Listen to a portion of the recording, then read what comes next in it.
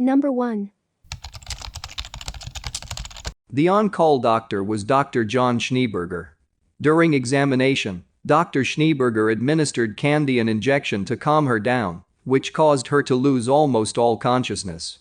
When Candy finally came to, she had the terrible feeling she may have been sexually assaulted by the doctor.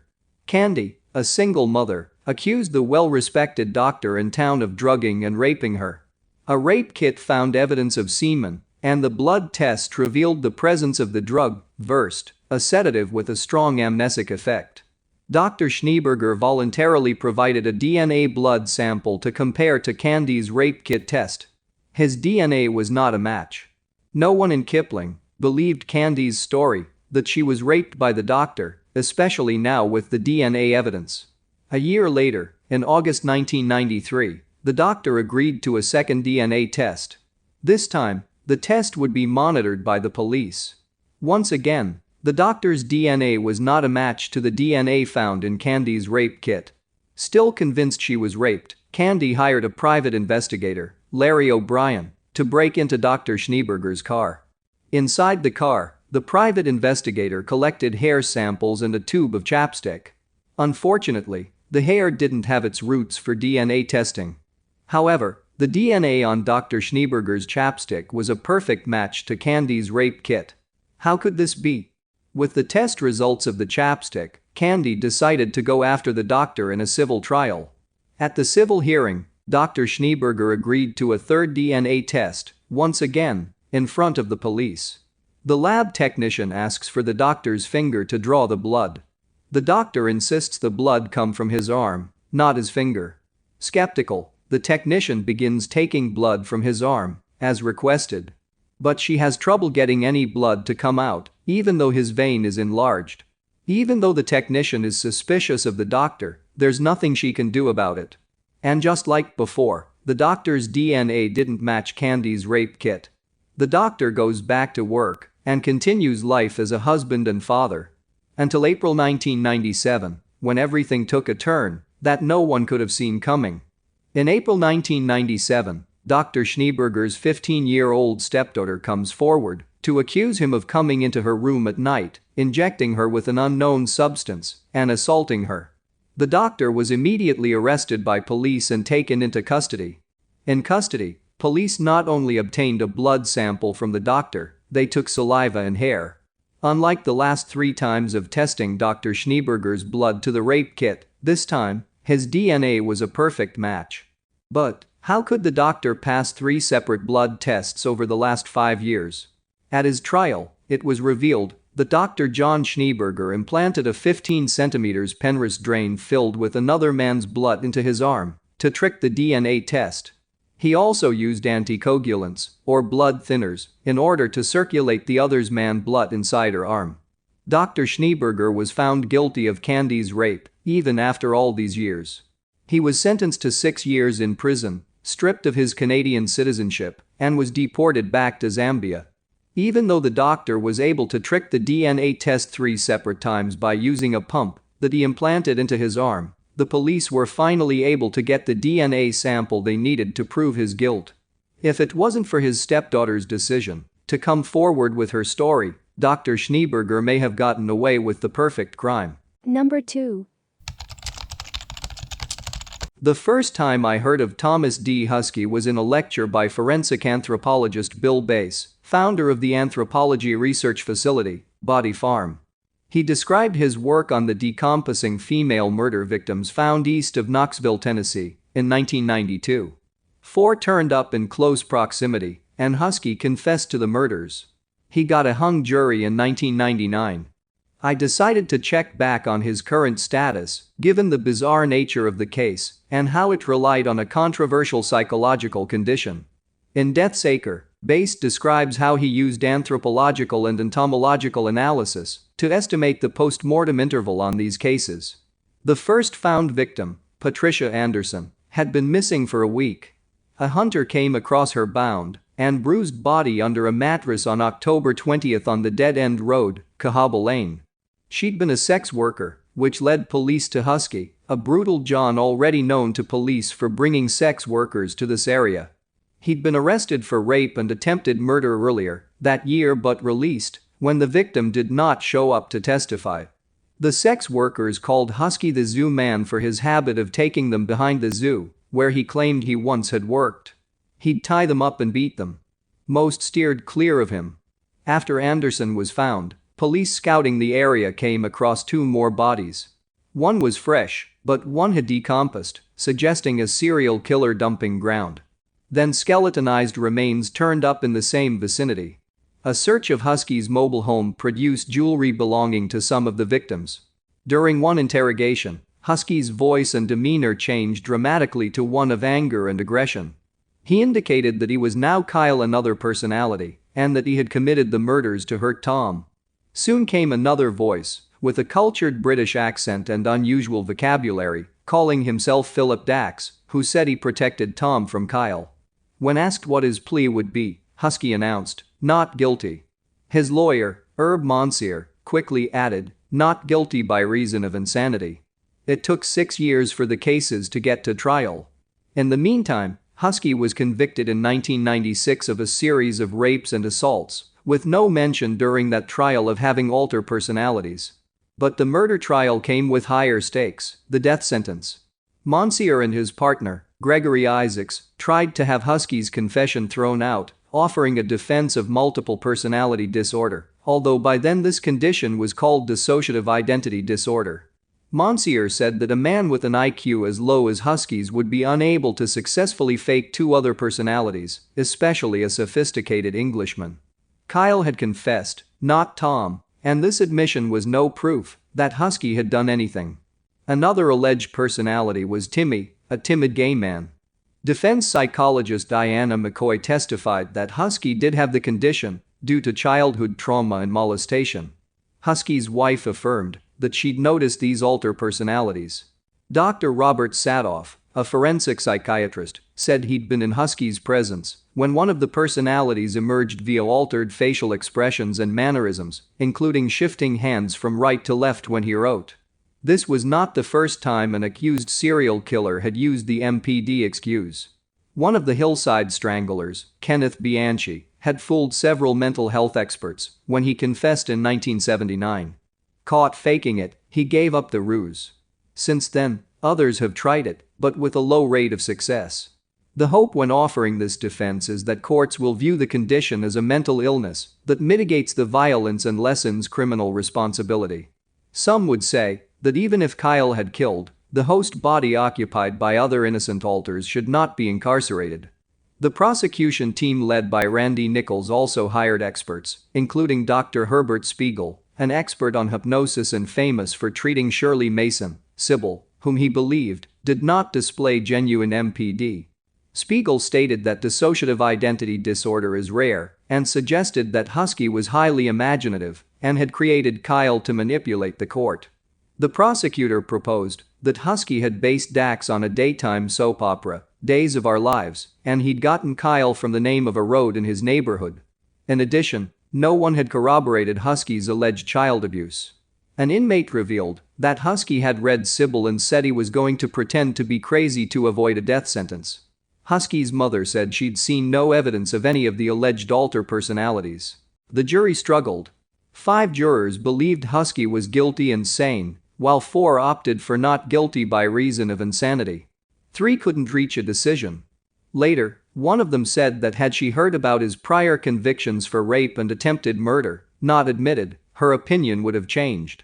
The judge declared a mistrial. In 2002, a court determined that Husky had asked for a lawyer during his confession, so the confession was ruled coerced and inadmissible. Also, the search warrant was flawed. Nichols had no case.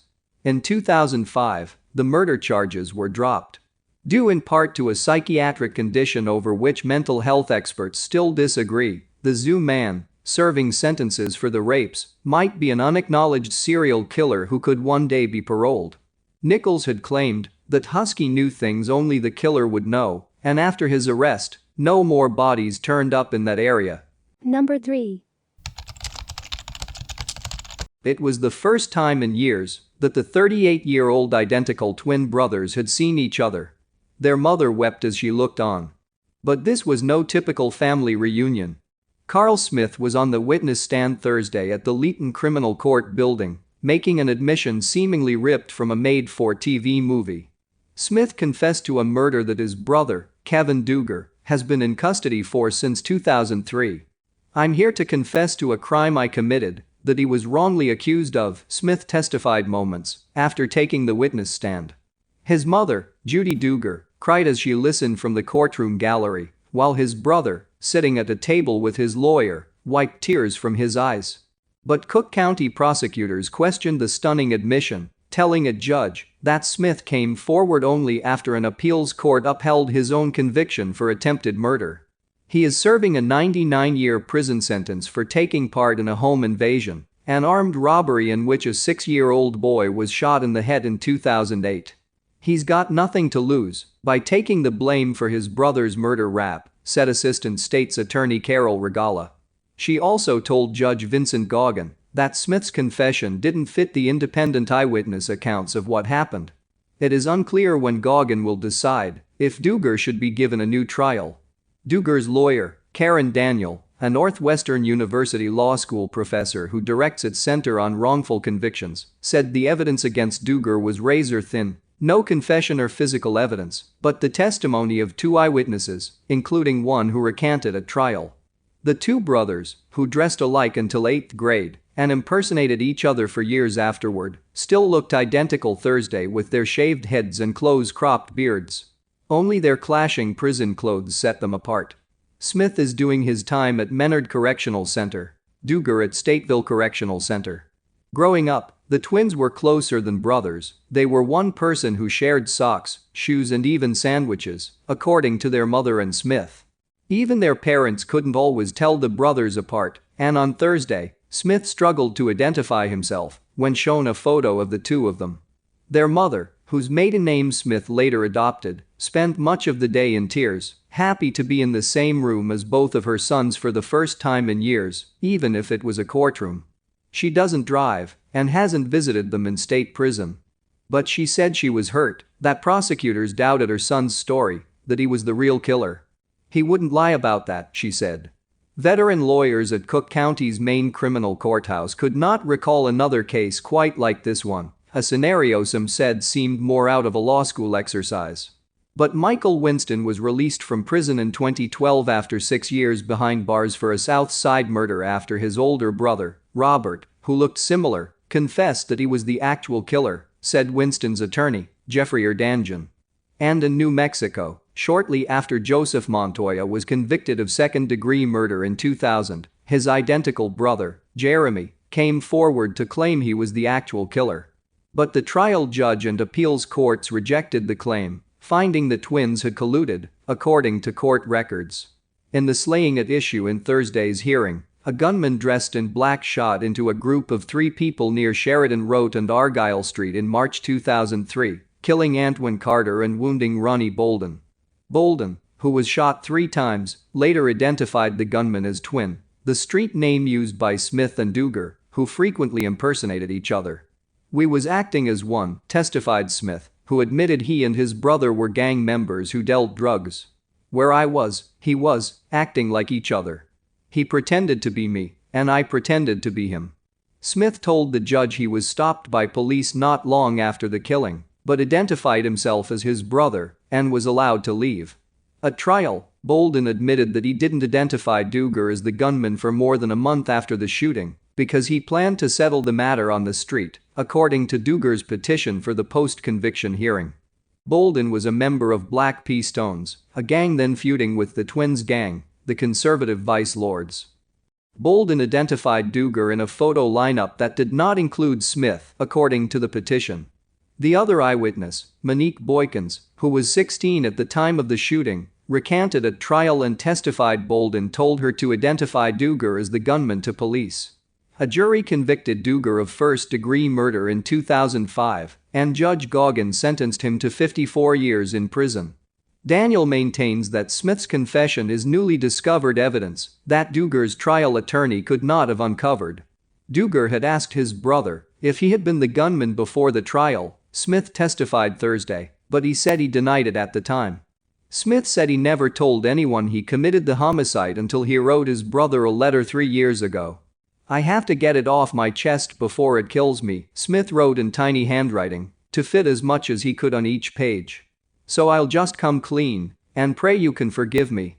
I'm the one who shot and killed those 2 black stones on Sheridan that night." When Smith didn't hear back from his brother, he wrote him again a few weeks later in October 2013, confessing to the murder again and asking for his brother's forgiveness. "The reason I didn't say expletive at the time was because I didn't and couldn't find the strength to do so at the time," Smith said in the letter, admitted into evidence. This time, Duger wrote back and asked Smith to contact his lawyers. Smith signed a sworn statement confessing to the murder in 2014. On Thursday, Smith testified that he threw a party the night of the murder but decided to leave with a close friend to buy marijuana. After parking at Sheridan and Argyle, Smith was crossing the street when a truck pulled up and he was confronted by Bolden and Carter, he testified.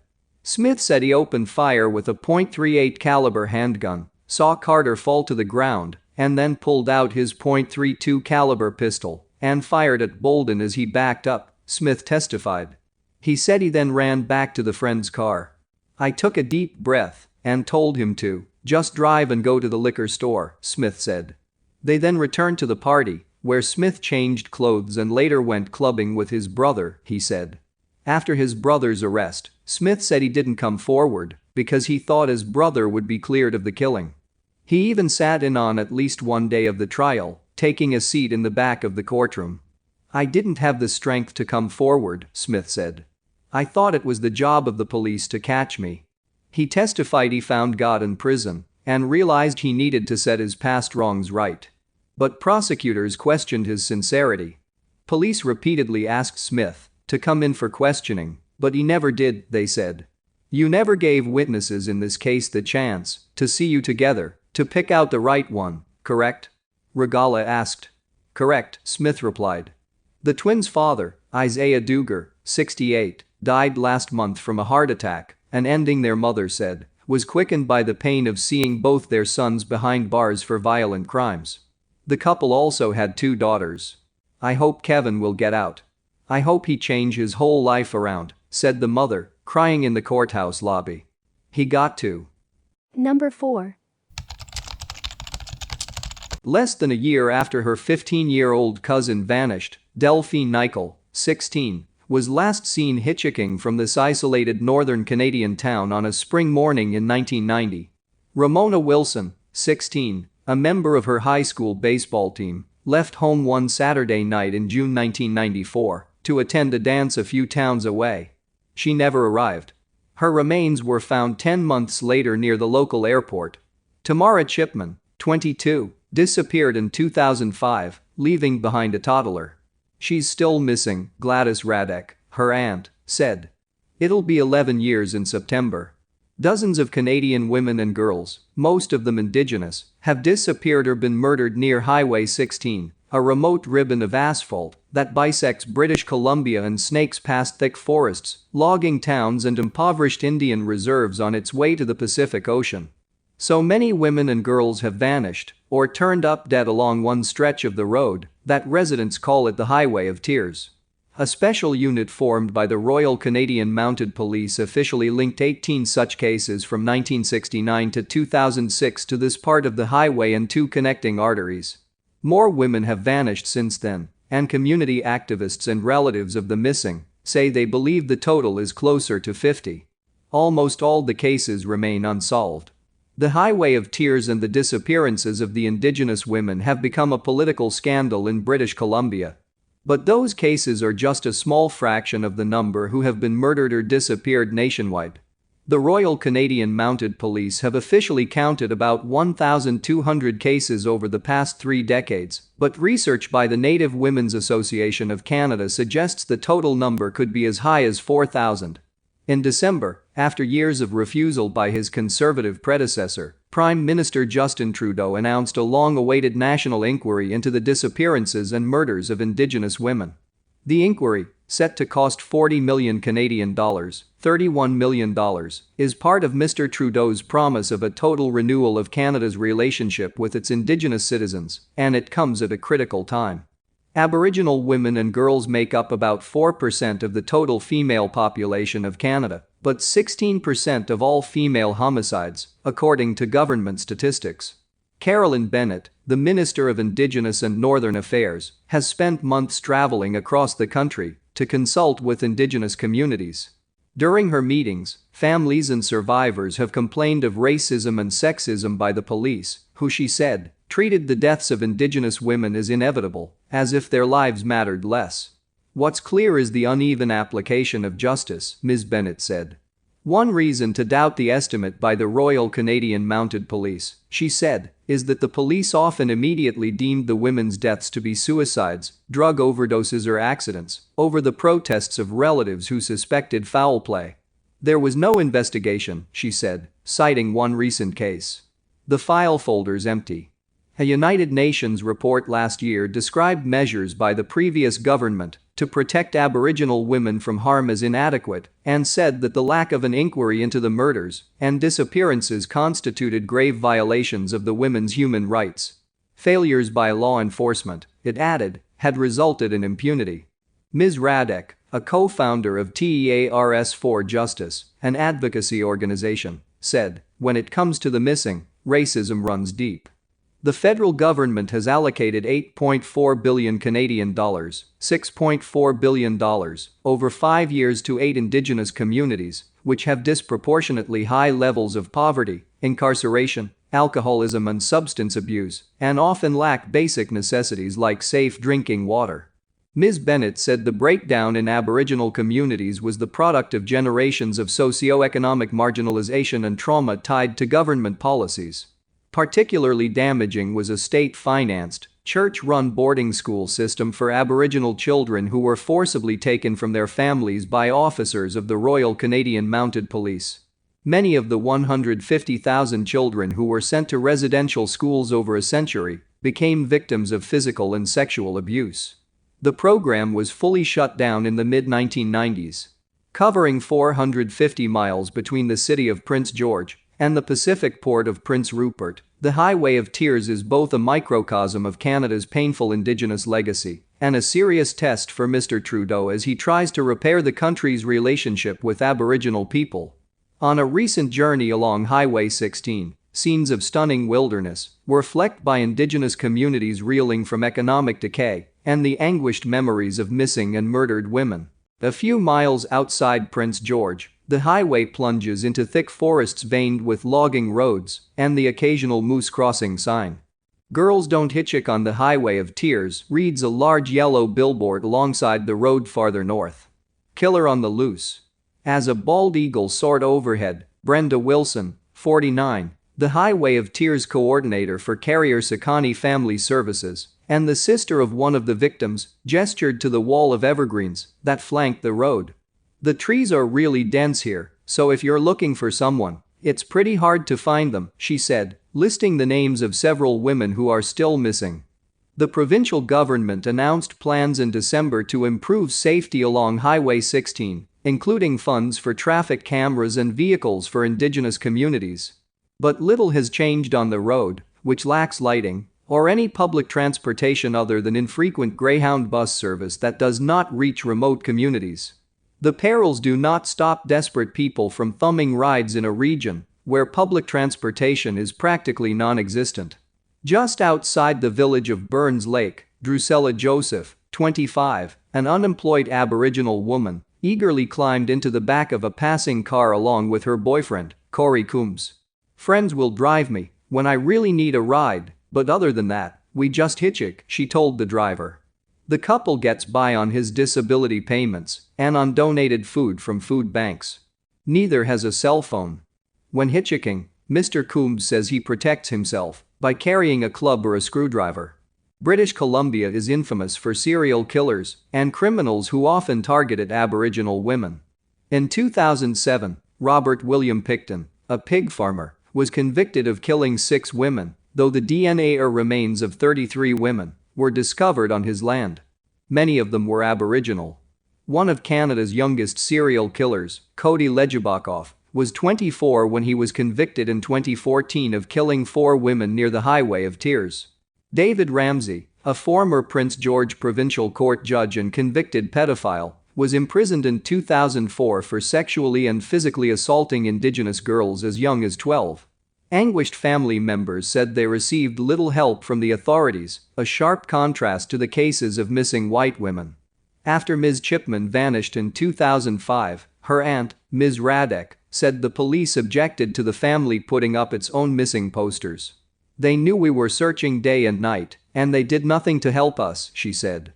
The next day, she said, a white woman disappeared near Vancouver, and the police were out in the streets putting up posters. After her daughter Ramona disappeared in 1994, the police refused to act, said Matilda Wilson, a member of the Gitxsan First Nation. "They gave us all these different excuses, that she might be back tomorrow or next week," Ms. Wilson said.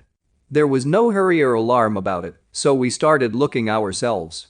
Despite multiple searches, Ms. Wilson, a single mother of 6 who is now 65, said there was no sign of Ramona until she had been gone for 7 months, when Ms. Wilson received an anonymous phone call telling her that the girl's body was near the airport. Police officers searched the area but found nothing, she said. In April 1995, 2 men riding all-terrain vehicles by the airport discovered Ramona's remains buried under some trees.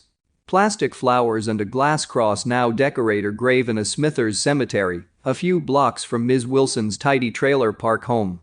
Angry with the police for failing to find the teenager or to alert people to the history of missing women near Highway 16, Ms. Wilson and her family organized a memorial walk in June 1995 that has become an annual event, garnering attention from the news media and inspiring activism from families of other missing women.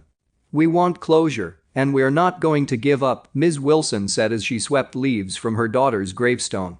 One recent afternoon, 3 young Aboriginal sisters and their female cousin were walking across the Morristown Indian Reserve, which abuts the highway. Asked about the Highway of Tears, one of the women, Rochelle Joseph, an unemployed 21-year-old, said the sisters never hitchhiked because they grew up hearing about the victims, including their cousin, Ms. Chipman. "Still, the menace of the highway haunts their lives. The stories made us cautious," Ms. Joseph said quietly, voicing their fear of a serial killer lurking behind the steering wheel of any strange car. "He's probably still out there."